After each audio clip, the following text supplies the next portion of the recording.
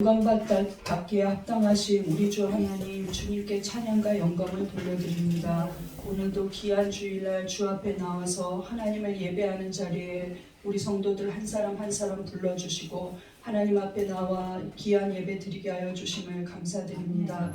한 주간 동안도 우리들을 지켜주시고 보호하여 주심을 감사드립니다. 병석에 있는 선교사님에게 하나님 건강을 허락하여 주시고 회복의 역사가 일어나게 하여 주시고 우리 성도들 아파도 이전에 나와서 하나님 앞에 믿음으로 서 있는 자들에게 하나님 치유의 역사가 일어나게 하여 주시옵소서. 우리는 주의 야고보서의 말씀을 들으면서 우리가 얼마나 연약한 부분도 많고 하나님 뜻을 모르고 살았는가 회개하는 시간이 되게 하여 주시옵소서. 오늘도 이 시간 주님 말씀을 전할 때 듣는 자나 전하는 자나 하나님 앞에 정말로 회개하는 시간 되게 하여 주시고 우리가 아버지 하나님이여 어떠한 시험이 오고 어떠한 축복이 와도 온전히 모든 것이 하나님이 주관하는 인생임을 고백하게 하여 주시고 한 사람도 하나님 앞에 딴 생각하지 않게 하시고 지루해하지 않게 하여 주시고 마음을 닫지 않게 하여 주시고 강팍하지 않게 하여 주시옵소서. 저 말씀이 나에게 주시는 하나님의 능력의 말씀이라고 받아들이게 하여 주시고 그것이 열매 맺게 하여 주시옵소서. 사랑하는 성도들 하나님 영적으로 육적으로 문제 가운데 있는 자들 회복시켜 주시옵소서. 치유가 일어나게 하여 주시옵소서. 예수님 이름으로 기도하옵나이다. 아멘. 오늘 야고보서의 말씀을 전하는데 제목을 읽어보겠습니다. 시작. 시험의 때와 축복의 때. 그런데 우리 성도들이 제가 보면 저보다 다 영리하고 머리가 좋아요. 그래서 지난 가을에 제가 9월 달에 이 말씀을 전했어요. 9월 18일 날. 근데 목사님은 왜 또 전하시는가? 제가 고민을 일주일 동안 한 거예요. 왜냐하면 지난주에 11절까지 했는데 오늘 12절에서 18절이 되게 중요한 단락인데 가을에 한 거를 기억하니까 넘어가서 19절부터를 본문으로 정할까 그랬는데 이것을 과연 성도들이 기억하고 연결시킬 수 있을 것인가, 작년에 했죠 하고 넘어가면 알 것인가. 그래서 어떤 한 사람한테 물어봤어요. 그 기억나냐고. 제목만 기억난다 그러더라고요. 근데 여기서 제목도 기억 안 나면 저는 더 좋아요. 망각의 은혜가 있어서 저는 더 좋아요. 우리 아들은 몇 년 전에 한 것도 기억하더라고요. 그러면 힘들어요. 근데 한 거를 또 들어도 은혜가 되니까 우리 성경책 어차피 평생 읽는데 바꾸지 않잖아요. 그러니까 똑같은 내용을 계속 보는데 이게 이어질 수밖에 없는 부분이라서 한 번을 더 해야겠다 하고 결정을 한 거예요. 야고보서가 5장밖에 안 되지만 줄줄이 이어져요. 이렇게 되면 이렇게 해라, 저렇게 하면 이렇게 해라 하고 이야기하고 있기 때문에 자, 배 한 척이 파손된 일이 있었다고 하는데 어떤 선원이 많은 사람들은 그 바다에서 그 파손된 배 때문에 그냥 파도에 휩쓸려 가기도 하고 수장됐어요. 그런데 그 중에 정말로 어떤 사람이 극적으로 나아가 헤엄을 치고 보이는 가장 가까운 땅을 향해서 헤엄을 쳐서 갔어요. 근데 그 살려고 갈 때 뭐 이 섬이 좋겠다 저 섬이 좋겠다 하고 살면 어떨까 이 생각하지 않죠. 제일 가까운 곳에 도착했는데 보니까 아무 사람도 없어요. 그랬고 거기서 이제 누가 나를 구출해 줄 때까지는 여기서 살아야 하니까 자기가 있을 은신처를 짓기 시작해요. 나무를 갖다가. 그래서 작은 통나무 오두막집을 한 달에 걸쳐서 지어놨어요. 그래도 그때까지 아무 배도 지나가지 않는 곳이에요.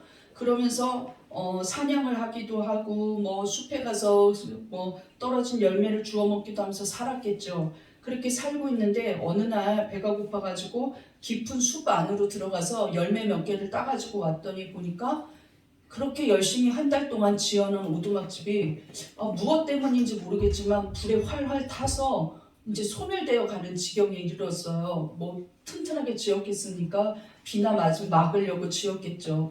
그러니까 너무 기가 막혀갖고 해변 한가운데 털썩 주저앉아서 이제 나는 죽었구나 하는 생각을 하고 있었어요. 그러면서 너무나 마음이 고통스러워하고 이제 하나님을 원망하기도 하다가 눈을 감고 잠이 들었어요. 잠을 자고 있는데 누군가 자기를 깨우는 거예요. 그러면서 보니까 뱃사람이 와서 자기를 깨우고 있는데 선원들 몇 명이 있어요. 그리고 큰 배가 와서 자기를 구출하면서 데려가요.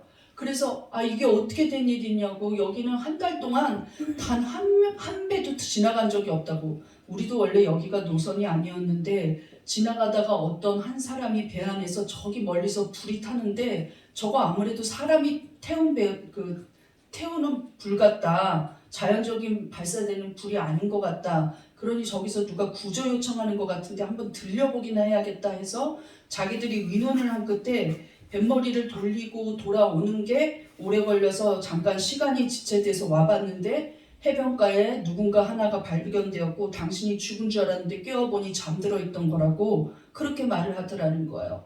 그런데 이 사람이 생각할 때 이거였어요. 야, 내가 하나님을 원망하면서 저 오두막집을 왜 태우시는 거냐, 나를 이렇게 죽이실 거냐고 했는데 하나님이 불나게 하셨구나. 그리고 이 하나님이 내가 나는 불행이라고 생각했지만 이것은 하나님이 주신 축복의 기회였구나 하고 행복한 기회였구나 하고 감사했다는 거예요.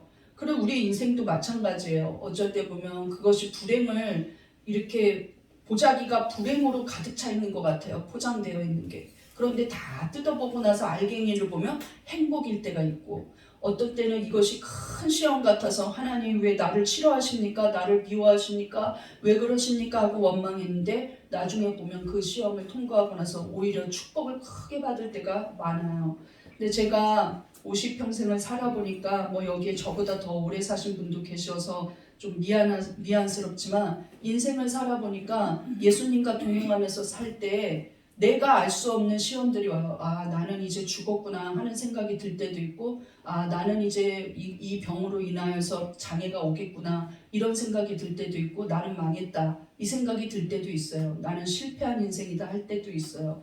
그런데 나중에 보면 그것 때문에 내가 주 앞에 가까이 가고, 또 그것 때문에 주 앞에 가까이 갈 때 하나님이 해결하시는 방법은 우리가 생각할 수 없는 방법으로 해결하실 때가 너무나 많았다는 것입니다. 있습니까? 여러분도 공감하시는 이야기들이 다 인생에서 있으실 거예요.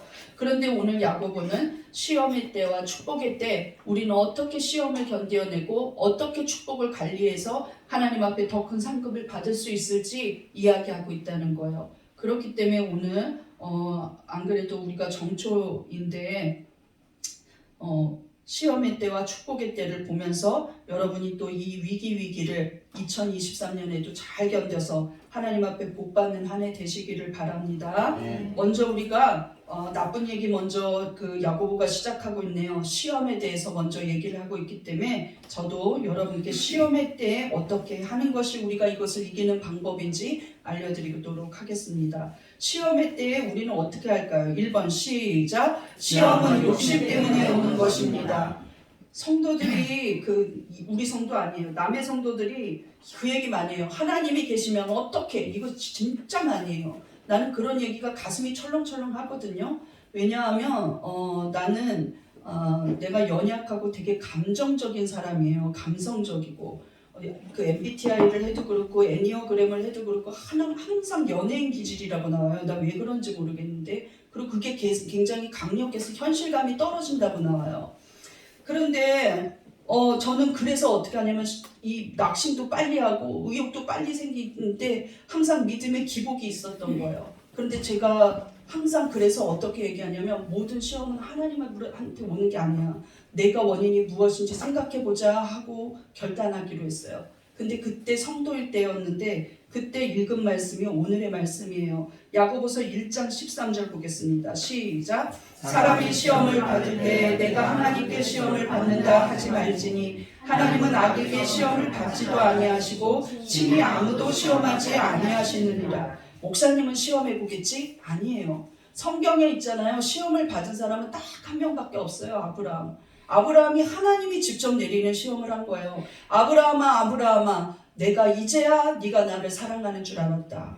얼마나 사랑하는지 보고 싶은 거예요. 왜냐하면 특별히 아브라함이 하나님을 너무 많이 사랑하기 때문에 제가 혹시 지한테 가장 귀한 것도 줄 수 있나 하고 시험해 보고 싶었던 거예요.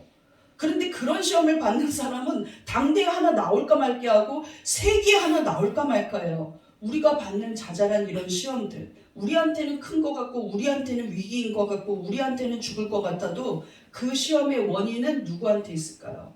한번 보겠습니다. 다음 절 시작. 오직 각 사람이 시험을 받는 것은 자기 욕심에 끌려 미혹됨이니. 욕심 때문에 시험이 든다고 말을 하고 있어요. 그러면 시험이라는 말은 무엇일까요? 아까 13절에 밑에 보면 앞으로 좀 당겨주세요. 시험이라는 말을 보면 여기서 우리가 뭐 중간고사, 기말고사 보는 시험이 아니라 어떤 사람인지 테스트해 보겠다는 뜻이에요. 이게 헬라어로 페이라조 이런 뜻을 갖고 있는데 욕심으로 그 욕심 때문에 죄를 지을까 말까 하는 유혹을 받고 있는 상태를 시험이라고 페이라조라고 말해요. 헬라인들은 이게 헬라어잖아요. 헬라인들은 굉장히 철학적인 사람이라서 이런 단계를 따로 일컬어서 페이라조라는 말을 한 거예요. 저 사람 지금 욕심 때문에 죄 지을까 말까 하는 상태다. 이런 단어가 따로 있어요. 그래서 페이라조, 저 사람 페이라조야 지금 이렇게 말하고 있다는 거예요. 내가 죄를 지을까 말까, 내가 도둑질을 할까 말까, 내가 이거를 횡령을 할까 말까, 내가 저 여자를 사귈까 말까 이렇게 고민하고 있는 거예요. 11조를 낼까 말까, 교회를 갈까 말까, 목사님한테 거짓말 할까 말까 이런 것들 많이 있죠. 그런데 처음에는 누구나 다 단순한 욕심으로 그것이 들어와요. 어머 저 여자 예쁘다 이렇게 생각만 해도 예수님은 죄를 범하였다고 뒤 한번 다시 돌아봐. 그것만 봐도 예수님은 이미 죄를 범하였다고 했어요. 근데 심리적으로 죄를 범하는 거예요. 왜 그렇습니까? 이 단순한 욕심을 떨쳐내지 않고 어떻게 하면 어떻게 해야 저 여자가 내 여자가 되나 이렇게 생각하면 벌써 죄 짓는 거예요. 어떻게 해야 저 물건이 내 거가 되나, 어떻게 해야 내가 저 명예 저 직분에 오를 수 있나. 그건 하나뿐인 직분인데 그 사람 끌어내릴 생각을 하기 시작하면 이제 죄 속에 빠지게 된다는 거예요. 그런데 그것이 단순한 죄를 용납하면 이것이 나를 지배하기 시작해요. 그래서 지배해서 어떻게 하냐면 내 삶의 방식이 달라지는 거예요. 그래서 삶의 방식이 달라졌을 때 이미 내가 그 죄를 통제하는 것이 아니라 죄가 나를 통제하면서 나는 통제받으면서 나 혼자 스스로 떨치기 불가능해지면 이것을 중독이라고 불러요. 중독에 빠지게 돼버리는 거예요. 도박하는 사람들 쉬운 예를 보세요. 도박하면 내가 한 번만 더 도박하면 손가락 진짜 나수로 잘라버린다 이러는 사람들 되게 많아요. 그런데 나수로 자르지 않아요. 이거를 만회하기 위해서 가족도 잃고 아내도 잃고 다 잃어버리고 집도 잃어버렸는데 명예도 잃고 직장도 잃어버렸는데 어떻게 하냐면 만회할 길이 도박이라고 생각하는 거예요. 그러면 도박이 자기를 지배하는 거예요. 도박이 자기를 지배해요. 자기가 도박을 지배하는 게 아니라 절대로 죄는 한번 용납하면 컨트롤할 수 없어요. 인간 자체의 죄성이 있기 때문에 어떤 죄와 접목하게 되면 컨트롤할 수 없는 상태가 분명히 되고 말아요. 그러면 이 죄가 나한테 들어오면 나는 그냥 죄인이니까 회개하면 될까요? 근데 사건은 엄청난 결과를 낳는다는 거예요. 한 번 들어온 욕심 때문에 이 욕심이 나를 어떻게 지배하고 있는지를 보아야 돼요. 욕심이 죄까지 가지 않도록 해야 된다는 거예요. 그것은 바로 다음 절을 보면 알 수 있어요. 15절을 보겠습니다. 시작. 욕심이 잉태한즉 죄를 낳고 죄가 장성한즉 사망을 낳느니라. 여기서 사망이라는 말은 영적인 죽음을 말해요. 근데 영적인 죽음은 무엇을 뜻하냐면은 하나님과의 감각이 사라진 상태를 말해요. 어떤 상태입니까? 우리 죽은 사람 아무리 깨워 흔들어도 못 일어나죠. 죽은 사람한테 아무리 말해도 못 듣죠. 죽은 사람이 아무리 내가 말을 시켜도 대답하지 않아요. 이것처럼 하나님이 있기는 있어. 하나님이 있는데 하나님이 나한테 말씀하시는 거 나는 들을 수 없어요. 하나님이 내게 감동 주시는 거 나는 감각이 둔해져서 몰라요. 나는 하나님 앞에 부르짖지 않아요. 이것이 사망에 이른 단계예요. 그래서 살아있는 영적으로 살아있는 교회는 어떻게 하냐면 부르짖어 기도하고 하나님 앞에 응답받고 계속 하나님과의 교류가 있는 거예요. 믿습니까? 아멘. 우리의 삶 가운데도 길을 걸어가다가도 하나님이 생각나고 문득 나 누구를 보면 하나님을 전하고 싶고 문득 무슨 죄를 지으면 어머 내가 하나님 앞에 죄송하다는 마음이 들고 이거 하나님 앞에 깨어있는 심령이에요. 근데 죄를 용납하게 돼버리면 죄가 나를 지배하기 시작하고 죄가 장성한다 그랬어요. 죄가 계속 자라나요. 이것이 계속 자라나도록 내가 용납하고 괜찮아 이러면서 살다 보면 나는 이제 죄가 죄이라고 인정하지 않아요. 나는 그런 단계에 간 사람도 많이 봤어요. 처음에 한 주, 두 주 빠지기 시작하다가 나중에는 오라고 하는 목사님을 굉장히 시대를 모른다면서 나를 비판하는 걸 봤어요. 목사님, 왜 아직도 수요 예배를 드리세요? 성도들이 힘든 거 모르시죠? 목사님 사회생활 안 해보셨죠? 이러는 사람을 봤어요. 기가 막히더라고요. 기가 막혀요. 네. 그러면 그 죄가 자기가 죄인 줄 모르는 거예요. 그래서 담대하게 말할 수 있는 거예요. 하나님의 예배를 모독하고 주의 전을 모독하고 주의 성도를 모독하고 마음 아프게 하고 실족시켜도 모르는 거예요. 역시나 하나님에 대해서도 그냥 감각이 둔해져서 하나님을 자기 친구처럼 업신여기는 경지에 오르는 거예요. 그것이 바로 영적으로 완전히 죽어버린 상태예요. 그러다가 어떻게 되느냐, 요한계시록처럼 둘째 사망에 이르는데 그것이 무엇이냐, 그냥 지옥으로 들어가는 거예요. 나는 옛날에 교회 다니면서 세례도 받고요, 나는 직분도 받았었고 구역장도 했고 교사도 했어요. 그건 아무 소용없는 거예요. 처음에는 그냥 단순히 욕심이 시작되는 거예요. 나도 저 자리 한번 차지해봐야 되는데, 나도 좋은 집 한번 사봐야 되는데, 나도 우리 애들 서울대 보내야 되는데, 얘 고3 때는 학교 교회 가지 마. 걔가 고3 끝나면 너무나 감사해서 하나님 앞에 나오면서 찬양과 영광을 하나님 앞에 돌려드립니까? 나는 그런 애를 본 적이 없어요. 기도. 하나님 앞에 기도할 때 무엇을 기도하느냐? 내 가운데 있는 죄를 회개하면서 기도해야 돼요. 항상 우리는 회개 기도에 집중해야 돼요. 믿습니까? 아멘. 그게 영이 사는 길이에요. 믿습니까? 아멘. 시험의 때 두 번째 우리는 어떻게 해야 될까요? 2번 시작. 승리의 약속을 붙잡아야 합니다. 우리 12절 한번 보겠습니다. 시작. 시험을 참는 자는 복이 있나니 이는 시련을 견디어낸 자가 주께서 자기를 사랑하는 자들에게 약속하신 생명의 면류관을 얻을 것이기 때문이라. 여러분, 이 신약 성경은 헬라 시대에 쓰여졌어요. 헬라 시대는 그리스 문화가 번창했던 시대예요. 고대 그리스 문화가 엄청난 철학이 있고 번창했었거든요. 그런데 그 그리스인 중에 70인의 장로를 뽑아서 이것을 여러 가지로 돌아다니고 있던 책들을 집약해서 성경을 필사한 것이 바로 우리가 쓰는 이 성경책이에요. 그렇기 때문에 헬라 문화가 그대로 젖어 있어요. 제가 헬라어 하는 이유도 신약의 원어가 헬라어고 그 다음에 구약의 원어는 히브리어죠.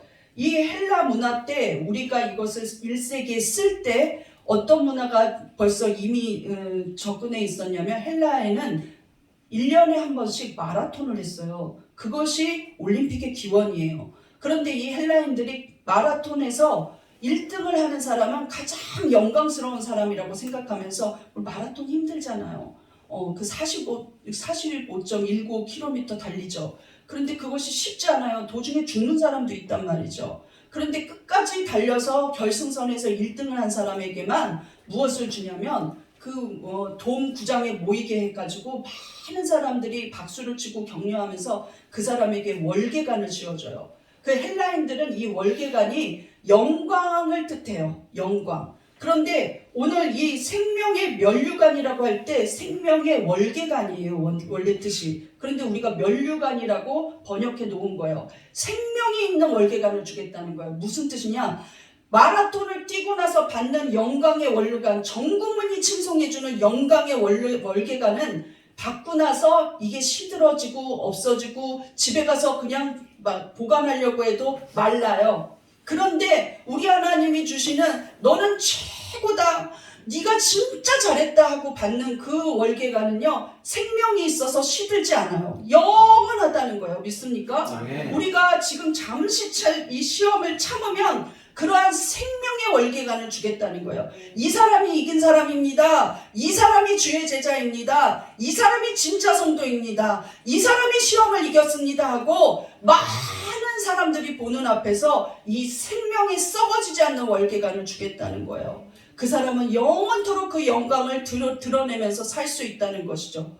누구와 함께? 예수님과 함께. 믿습니까? 아멘. 그러므로 우리는 시험을 참아내야 한다는 거예요. 그런데 정말 소망이 있는 것은 우리가 감당치 못할 시험은 주신 적도 없다 그랬어요. 그리고 하나님은 시험을 주지도 않아요. 우리의 욕심 때문에 생긴다는 거예요. 그것이 장성에서 죄를 낳고 죄가 사망에 이르게 한다는 거예요. 그러나 정반대로 승리의 약속을 붙잡아 보라는 거죠. 그래서 야고보서는 우리 본문이 시작되는 12절에 니네들이 받을 이 생명의 월계관을 생각하라고 말을 하고 있어요. 그러니 야고보서를 쓸 당시에 많은 성도들은 딱 알아들었던 거죠. 썩지 않는 월계관이 있어? 이러면서 나도 그것을 받고 싶다. 왜냐하면 월계관은 1년의 전국에서 한 명만 주기 때문이죠. 어쩔 때는 그것을 못 받는 사람도 있었다고 해요. 왜냐하면 끝까지 결승전에 도달하지 못한 사람이 있었대요. 어느 자료에 보니까 2m를 앞두고 쓰러진 사람이 1등이었다고 그래요. 그래 못 받는 거죠 뭐. 자, 우리 주님은 무엇 때문에 오셨습니까? 우리에게 예수 그리스도의 생명이 우리 안에, 우리 영혼에 침투하기 위해서 오셨는데 그 생명을 주기 위해서 자기 생명은 버렸어요. 그리고 자기가 죄와 사망을 이기고 부활한 생명, 승리하신 생명, 이미 시험을 이기신 생명을 우리에게 부어주시는데 그것을 넘치고 풍성히 부어주시기 위해서 우리에게 오셨다고 말씀하셨어요. 요한복음 10장 10절입니다. 시작. 내가 온 것은 양으로 생명을 얻게 하고 더 풍성히 얻게 하려는 것이라. 믿습니까? 그러므로 우리가 영이 회복되고 정말 이 시험 한 번만 참으면 예수의 생명이 내 안에 가득 넘치게 되는 거예요. 믿습니까? 우리 한번 고백해 보겠습니다. 예수의 생명이 내 안에 넘쳐 흐릅니다. 예수의 생명으로 나는 생명의 면류관을 받을 것입니다. 믿습니까?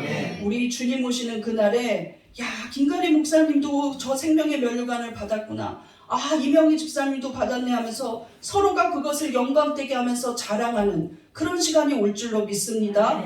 여러분, 세상 사람이 보기에는 저런 바보들이 없어요. 예수 믿는 자들처럼 저렇게 힘들게 돈 벌어놓고 10분의 1을 한다. 세상에 저 사람들 계산이 있는 거야 뭐 없는 거야, 이렇게 생각할 수 있어요.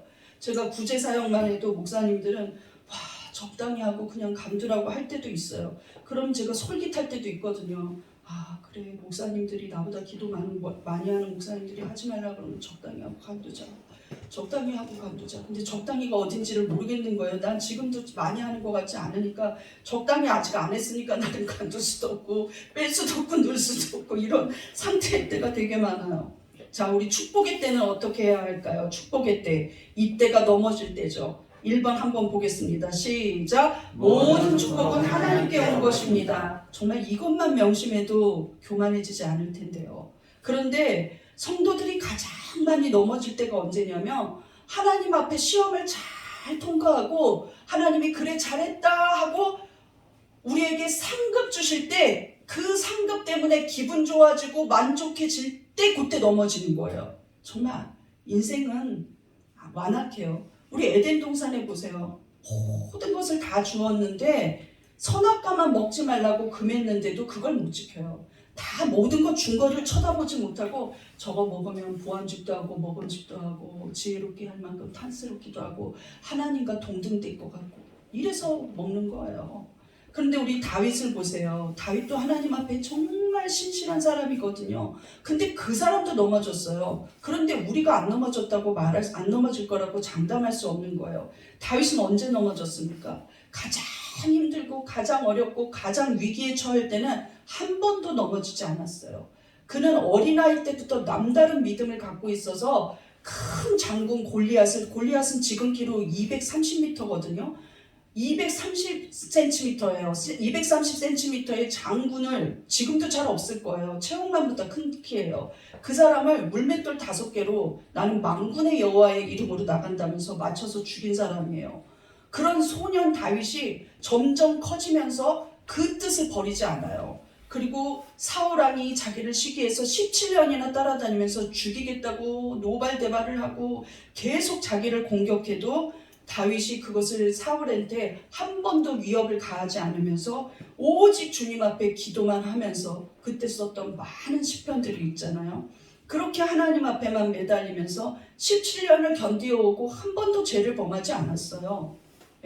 그렇게 이겨낸 다윗이 어떻게 하냐면 이제 모든 전쟁에서 승리하고 모든 이스라엘 백성들이 당신이 왕이라고 말하고 사울도 전쟁에 나가 죽고 대를 이을 사람 요나단까지 죽었을 때 다윗은 예루살렘 성에 입성해요.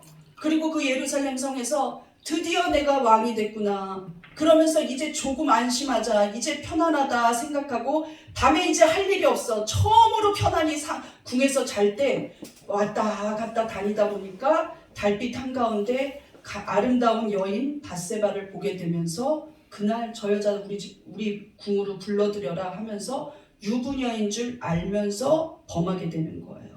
이것이 다윗의 비극적 스토리예요. 그러므로 성경에는 뭐라고 그랬냐면 네가 이제 섰다고 생각할 때 넘어질까 조심하라는 거예요. 넘어질까 조심하라는 거예요. 시험은 크게 보이는 바위 덩어리 때문에 쓰러지지 않아요. 시험은 안 보이는 작은 돌멩이 때문에 쓰러져요. 어머 거기 있는지도 몰랐네 할 때 쓰러지는 거예요. 그런데 우리가 명심해야 될 게 한 가지 있다는 거예요. 모든 이 좋은 것들, 모든 것들은 하나님께서 나에게 주신 거라고 생각해야 돼요. 원래 주인은 하나님인데 그 주인이신 하나님이 나에게 준 거예요. 믿습니까? 17절 보겠습니다. 시작. 온갖 좋은 은사와 온전한 선물이 다 위로부터 빛들의 아버지께로부터 내려오나니 그는 변함도 없으시고 회전하는 그림자도 없으시니라. 온갖 좋은 은사, 온갖 좋은 내가 누리고 있는 선물들, 건강, 여러분 하나님이 주신 거예요. 내 자녀 말 잘 들어요? 그럼 내가 잘 기른 게 아니라 하나님이 그 자녀에게 순한 마음을 주고 수긍하는 마음을 주신 거예요. 못된 것들은요 아무리 잘해줘도 못됐다니까요. 진짜 좋은 엄마 아빠 밑에서 못된 아이들 나오는 경우 저는 많이 보거든요. 목사님들 자녀 중에서도 목사님이 성령 충만한데 자녀들이 그러지 않은 경우들이 꽤 있더라고요.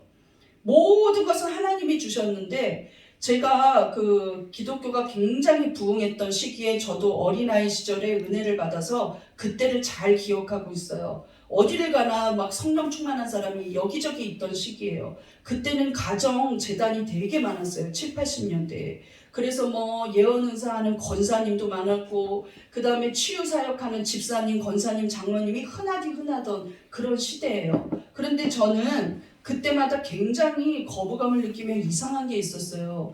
가정에서 은사 받았다고 기도해 주면서 기도하고 나면 꼭 성도들이 헌금을 해요. 근데 나는 그게 좋아 보이지 않았던 거예요. 왜 저 헌금을 받지? 기도를 하고 나서 이런 생각이 들었어요. 그래서 제가 목회를 할 때 저는 제발 그러지 않고 싶은 거예요. 그래서 우리는 주일날 오전에만 헌금을 걷지 그 수련회를 간다던가 이럴 때도 헌금 시간 따로 있지 않아요. 예, 헌금 시간 따로 있지 않아요. 그리고 뭐 기도를 해주고 나서 헌금을 받고 이런 거 제가 그 헌금 내는 성도들이 너무 민망할까봐 받지만 제가 그걸 별로 좋아하지 않아요. 만약에 정말 은혜를 받았으면 주일날 그냥 감사헌금 하면 되는 거예요. 제가 신방을 갔다고 해서 신방헌금을 따로 막 저한테 주고 이러는데 저는 그거 받지도 않아요. 정말로 이 신방을 받아서 감사하면 헌금 시간이 따로 있잖아요. 그럼 왜 사람한테 줘요? 헌금 시간이 따로 있으니까 헌금 시간에 그때 하나님께 은혜 받았던 걸 감사하면서 감사헌금 내면 제가 기도해 주죠. 따로 막 받지 않아요. 형편이 어렵고 위기에 처해서 신방을 갔는데 또 헌금을 받아. 그러면은 그게 하나님 앞에 영광이 안 되는 것 같아요. 그래서 저희 교회는 헌금 종류도 되게 작아요. 여러분 좋은 교회, 큰 교회 가면은 헌금함을 보면 알 수 있어요. 온갖 종류의 헌금 종류들이 형형색색을 이루면서 제목마다 다르게 있는 교회, 좋은 교회 아니라고 봐요. 우리 교회는 딱 심플하잖아요. 11조 성교 이런 것밖에 없어요. 뭐 주려면 얼마나 생명의 말씀사의 종류가 많은지 나는 정말 월정헌금은 뭐고 작정헌금은 뭔지 이것과 이것의 다른 점은 무엇인지 난 사장님께도 물어보려다가 간두자 이러면서 참았어요. 그런데 우리에게 하나님 나는 교만하지 않아요. 하나님 이 모든 것은 내가 한 게 아니에요. 하나님 이 모든 것은 주님이 주신 거예요 하고 장치를 하나 너 너무 교만하면 안 돼. 내가 축복 줬는데 내가 준 것이지 네가 잘나서 준 것이 아니야. 그것을 인정해야 돼 하고 만들어 놓은 장치가 하나 있어요. 그것이 무엇이냐? 11조예요. 11조. 11조는 무슨 뜻이냐? 모든 소득 이게 내가 이렇게 건강해서 일하게 하신 거, 내가 능력껏 일할 수 있는 거, 내게 은혜 주신 거, 이거 모두 하나님이 하신 일들입니다. 내가 잘난 거 아니고 나는 하나님의 자녀로서 하나님 앞에 복받고 있어서 이 일을 했습니다 하고 인정하는 게 바로 11조라서 여러분 어린아이라 할지라도 11조 교육을 시켜야 돼요. 우리 애들도 세뱃돈 받으면 이거 저기 1,000원은 하나님 거야 하면은 뭔지 모르고 그냥 빼앗기듯이 그냥 뺏겨요. 근데 애들이 나중에는 이게 11조가 자연스럽게 이게 하나님 거라고 생각하게 되더라고요. 근데 나중에 다 크고 나서 직장에서 연봉 몇 천씩 받을 때 이거 하나는 하나님 거야, 10분의 1은 하나님 거야 하면 느닷없이 무슨 소리야 이러면서 안 내더라고요. 그런 애들도 많아요. 근데 그 11조의 근원을 보면 거부할 수 없는 하나님 거예요. 그것이 무엇이냐? 많은 성도들은 그것이 레위기에서 나왔는지 아는데 그렇지 않아요. 11조는 아브라함의 근원이에요. 창세기 14장에 보면 아브라함이 롯과 헤어져요. 조카 롯과 헤어지면서 이 롯이 어떻게 하냐면 소돔성이 부자 동네처럼 보이는 거예요. 근데 그 소돔성에 갔어요. 근데 이 부자 동네는 언제나 공격을 받게 돼 있죠. 갑자기 그 옆에 네 국가가 작은 도시 국가죠. 그 네 국가 왕들이 연합해서 소돔성으로 공격을 해오는데 그 성 안에 부자들을 많이 납치해 갔어요. 그런데 그 중에 누가 끼어 있었냐면 조카 롯이 끼어 있었던 거예요. 그리고 납치를 당해서 구출을 해야 되는 위기에 처해 있어요. 그래서 거기에 있는 사람들한테 소식을 들어요. 아브라함이 헤브론에 살면서. 조카 롯이 소돔성에서 납치당해가지고 지금 오도 가도 못하고 생명부지로 있다고. 그러니까 이 아브라함은 이방인이잖아요. 이 헤브론이 자기 땅이 아닌 거예요. 원래 살던 곳이 아니에요. 그런데 아브라함이 이거 어떻게 하면 좋나 하고 있는데 그 성 사람들이 아브라함의 인품을 알고 인정해갖고 우리도 돕겠어 하면서 일반인들이 모이기 시작해요. 민간병이. 그 사람의 숫자를 다 세보니까 318명이야. 근데 저쪽은 몇 천인지 알 수도 없는 네 국가 연합의 그 병사들이에요. 근데 어차피 가면 다 죽어. 그런데 그 사람들이 아브라함하고 생명을 같이 하겠다고 쳐들어가요. 근데 이겼어요. 하나도 죽지 않고. 이겨가지고 그 롯을 구출해내요. 구출해내고 나서 이 아브라함이 예루살렘으로 돌아가요. 예루살렘으로 가면서 그 예루살렘으로 가는 길에 살렘의 왕이며 제사장이라고 말하는 하나님이 보낸 메신저라고 자기를 소개하고 있는 멜기세덱이라는 사람을 만나요. 그 멜기세덱은 제사장이면서 왕이면서 하나님이 보낸 메신저라는 거예요. 그 사람한테 무엇을 하느냐?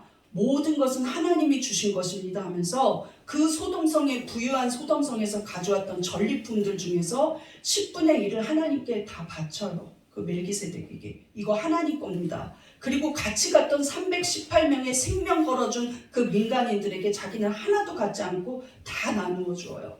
그런데 10분의 1을 바치면서 아브라함이 정말 너가 가는 곳마다 내가 지킬 거라는 축복을 오히려 또 받아요. 약속을 받고. 그것이 11조의 근원이에요.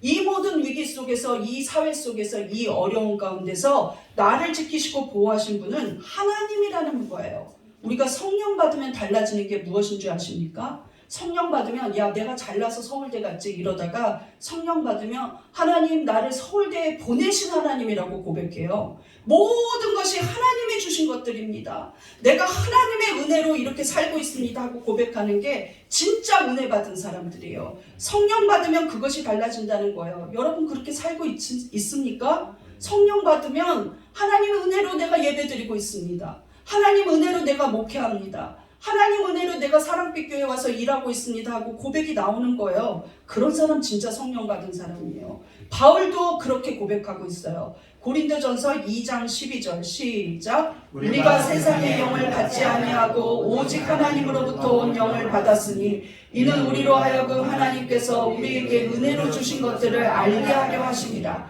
우리에게 은혜로 주었다. 하나님은 무엇까지 은혜로 주었냐면 가장 귀한 독생자 예수 그리스도의 생명까지 우리에게 거저 주었어요. 값없이. 구원도 값없이. 은혜도 값없이. 하나님이 우리에게 방언 은사 주고 나서 돈 받는 거 받나요? 그렇지 않아요. 하나님이 우리가 다니엘 기도에 열심히 다 끝나게 하고 나서 자 이제 다 끝나게 하도록 너 한 번도 안 빠지게 했으니 너 돈 얼마 이렇게 하는 거 받나요? 없다 이거예요. 없어요. 그래서 저도 여러분에게 은사를 활용하거나 기도할 때 거절하는 게 당연하다고 생각하고 있는 거예요. 마지막으로 축복의 때 우리는 무엇을 해야 될까요? 2번 시작. 진리의 말씀을 붙들고 살아야 합니다. 아까도 말씀을 보고 이기라 그랬는데 말씀을 붙들고 살면 우리가 축복의 때에 교만하지 않고 자만하지 않아요. 오늘 본문 마지막 절 18절 보겠습니다. 시작. 그가 그 피조물 중에 우리로 한 천 열매가 되게 하시려고 자기의 뜻을 따라 진리의 말씀으로 우리를 낳으셨느니라.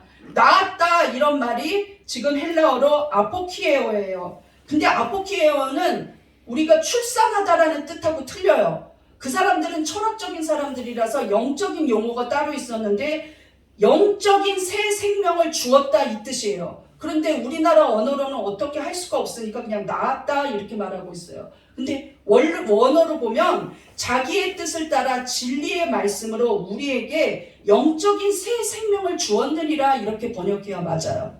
그러면 훨씬 은혜되죠. 그죠? 그런데 이것이 누구의 뜻이냐? 전적인 하나님의 뜻이라는 거예요. 하나님은 우리에게 무엇을 통해서 영적인 새 생명을 주시느냐? 진리의 말씀으로. 믿습니까? 그러므로 우리는 말씀으로 거듭난 자들이에요. 우리가 영적으로 다운되어 있을 때 어디 가서 기도를 받을까 이러지 말고 어디 가서 찬양 집회를 막 하면 속이 후련하겠지? 그런데 그 사람들 다시 기도하라 그러면 물 끼얹은 채 조용해요. 나는 그게 좀 우려가 되는 거예요. 열린 예배 이런 것들이. 감정적으로는 막 방방 뛰다가 이제 음악이 끊기고 기도하겠습니다 하면 조용해요. 근데 하나님 앞에 기도하지 못하는 거 이거 문제 있는 거예요. 영이 열리지 않는 거예요. 감성만 열려 있는 거예요. 근데 감성하고 영은 다르거든요. 감성은 세상 사람도 있어요. 세상 사람도 트로트 들으면서 울고 막 그래요. 후회하고. 그런데 영은 하나님만이 하실 수 있는 일이에요. 그 영은 무엇에 따라 움직이느냐? 말씀이에요. 말씀. 그래서 우리가 큐티할 때 진심으로 말씀 안에서 은혜를 받고 변화되는 거예요. 믿습니까? 네. 그런데 우리가 누구의 생명을 구원할 때도 말씀이에요. 말씀. 말씀이 내 안에서 역사해야지 된다는 거예요. 그것이 누구 뜻이냐? 하나님 뜻이니까 당연한 거예요. 네. 베드로전서 1장 23절 보겠습니다. 시작. 너희가 거듭난 것은 썩어질 씨로 된 것이 아니요 썩지 아니할 씨로 된 것이니 살아있고 항상 있는 하나님의 말씀으로 되었느니라. 믿습니까? 우리가 거듭난 거 말씀 들으면서요. 찬양을 많이 하는 집회에 갔더니 내가 거듭났다. 그러는 게 아니에요. 말씀으로 우리가 거듭난 거예요. 누군가 말씀을 통해서 전도를 했고 우리가 교회에 와서 하나님 말씀 들으면서 아 나는 거듭났구나 하고 알게 되는 거예요.